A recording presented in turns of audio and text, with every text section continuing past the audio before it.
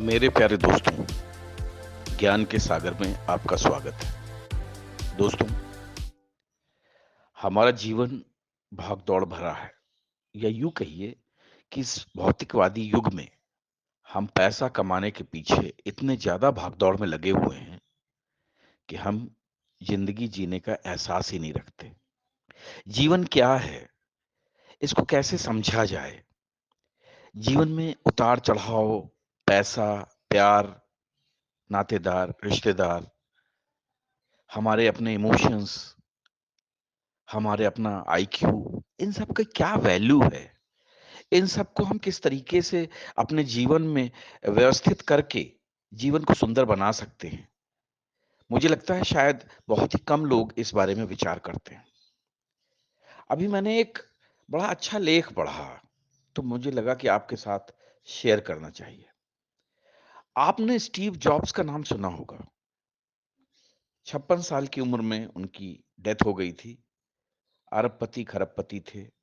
और एप्पल जो कि जिसका कि मोबाइल आप में से ज़्यादातर लोग यूज़ करते हैं, उसके वो निर्माता थे, उस कंपनी के संस्थापक थे।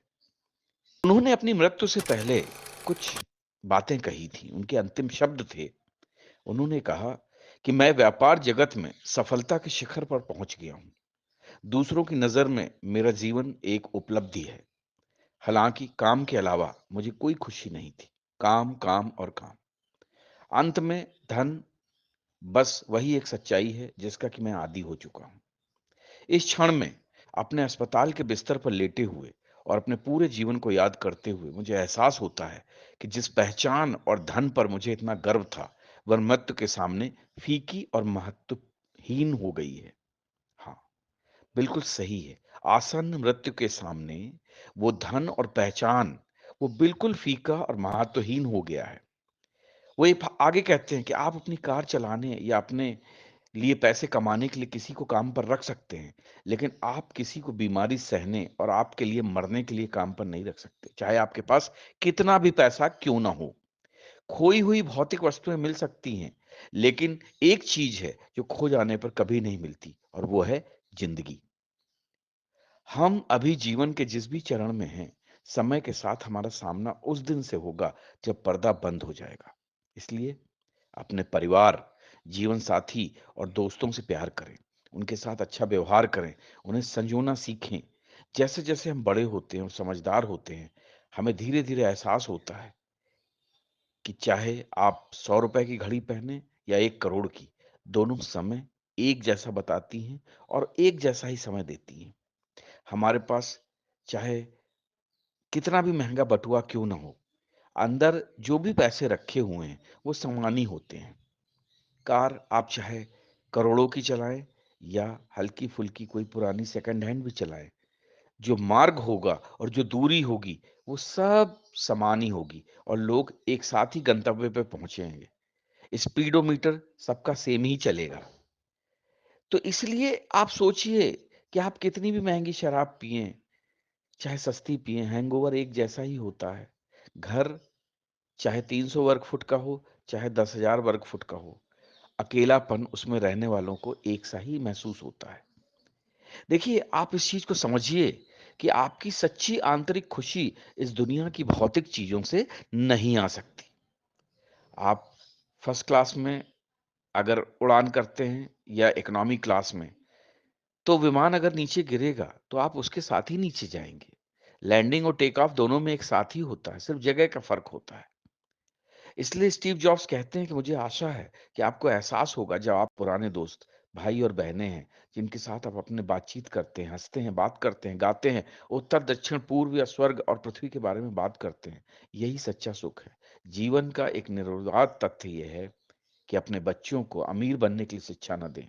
उन्हें खुश रहना सिखाएँ, इसलिए जब वे बड़े होंगे तो उन्हें उन चीज़ों के मूल्यों का पता चलेगा कि जो सचमुच उनके जीवन के लिए ज़रूरी थी, ना कि वो कीमतों पर निर्धारित रहेंगे। आप देखिए, अभी कुछ दिनों पहले हमारे देश में अरबपति, खरबपति सहारा श्री की मौत हुई थी। कोई नहीं था, अकेले थे, सालों-साल बिस्तर पर काट दिए और जब मौत हुई तो बच्चे उनको आग मतलब मुखाग्नि तक देने नहीं आ पाए, उनके पोते ने मुखाग्नि दी। क्या फ़ायदा हुआ ऐसे पैसे का? क्या फ़ायदा हुआ ऐसे पावर का? क्या फ़ायदा हुआ ऐसे रसूख का कि आपने नाम तो कमा लिया, लेकिन आप अपने लोगों को नहीं कमा पाए। आप समझिए, जीवन जो है बड़ा एक अजीब-सी पहेली है। जीवन को अगर आप बेहतर ढंग से समझना चाहते हैं, तो 3 स्थान आपको जीवन को बहुत ही बेहतर ढंग से समझा सकते हैं। पहला स्थान है अस्पताल, दूसरा स्थान है कारागार और तीसरी स्थान है कब्रिस्तान। अब आप समझिए, अस्पताल में आप समझ जाएँगे कि स्वास्थ्य से बेहतर और कुछ भी नहीं है। जेल में आप देखेंगे कि आज़ादी कितनी बड़ी अनमोल चीज़ है और कब्रिस्तान में आपको एहसास होगा कि जीवन कुछ भी नहीं है। आज हम जिस ज़मीन पर चल रहे हैं, कल उसी ज़मीन में, उसी मिट्टी में हम मिल जाएँगे। ना तो हम कुछ लेकर आए थे और ना कुछ लेकर जा पाएँगे। इसलिए हर चीज़ के लिए भगवान को धन्यवाद दें, ईश्वर को धन्यवाद दें, जिसने आपको पैदा किया, माँ-बाप सबको धन्यवाद दें। क्योंकि ये जीवन उन्हीं का दिया हुआ है। जीवन के मूल्य उन्हीं के दिए हुए हैं और जब तक आप जीवन के मूल्यों को नहीं समझेंगे, आप भी स्टीव जॉब्स की तरह रिग्रेट करते रहेंगे। आप याद करिए, थ्री इडियट्स फ़िल्म में भी यही चीज़ बताई गई थी कि जीवन के जो अंतिम 3 मिनट होते हैं, उसमें आपका पूरा जीवन आपकी आँखों के सामने से गुज़र जाता है और तब आप विचार करते हैं उसी समय कि क्या मेरे लिए सही था और क्या गलत था। जो काम आप नहीं कर पाए उसके लिए आपके जीवन में मरते समय अंतिम समय पर रिग्रेट्स होता है और अगर आपने जीवन में सारे कार्य अपने तरीके से अपनी इच्छा के अनुसार और अपने लोगों के बीच में रहकर किए हैं तो आपके जीवन में कोई रिग्रेट्स नहीं होती, कोई जो है आपको अफसोस नहीं होता। और ज़्यादातर लोगों को जीवन में यही अफ़सोस होता है कि उनके अंतिम समय में उनके साथ कोई नहीं है, उनके अपना कोई नहीं है। उनका न मतलब जो साथ में दुःख बाँटने वाला, खुशियों को शेयर करने वाला कोई नहीं है। तो दोस्तों, जीवन को पैसे कमाने की मशीन ना बनाएँ, बल्कि जीवन को इस तरह बनाएँ कि लोग आपके साथ जुड़ें, आप हँसते-खेलते एक जीवन को व्यतीत करें। यही जीवन की सच्चाई है। स्टीव जॉब्स ने जो कहा वो एक सच्चाई थी। उसके शब्दों से हम क्या सीख सकते हैं, वो हमारे जीवन की सच्चाई होगी। अगर आपको मेरी बातें सही लगें, तो इन विचारों को साझा कीजिए, शेयर कीजिए, लाइक कीजिए, सब्सक्राइब कीजिए और हमें सजेशन भी दीजिए ताकि हम और भी अच्छी तरीके से आपके बीच में अच्छे विचार लेकर आ सकें। जय हिंद, जय भारत।